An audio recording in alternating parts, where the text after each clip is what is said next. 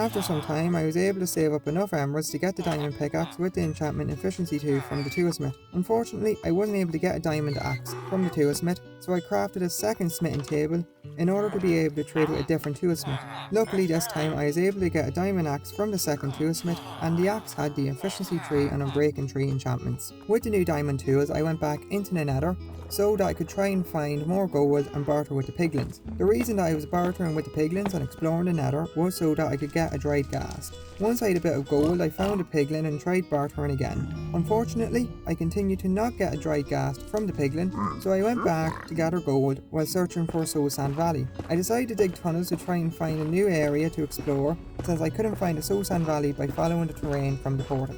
Once again, I tried to get a dried ghast by bartering with a couple of the piglins after collecting some more gold, but when I traded all of the gold I had, I still didn't get a dried ghast. As a consequence of all of the blocks that I was breaking while trying to find gold, or a Soul Sand Valley, the pickaxe broke. So I went back to the toolsmith and got a new pickaxe. Once I replaced the pickaxe, I went back into the nether so that I could continue to try and find a dried ghast. I returned to the process of mining the gold that I found as I was searching for Soul Sand Valley, and then bringing the gold to a piglin so that I could barter with them. However, I still didn't get the dried ghast I required, and so I left the nether because I had the idea of building a different nether portal at the lava pool that I found next to the ruined portal where I found the donkey. So I travelled to the lava pool and hoped that this time the nether portal would lead to a Soul Sand Valley so that I would not have to keep bartering with piglins, or at least an area that had access to more gold, so that if I did have to barter with piglins, I would have enough gold to do so. I lit the portal and travelled through to the nether to see where I would land.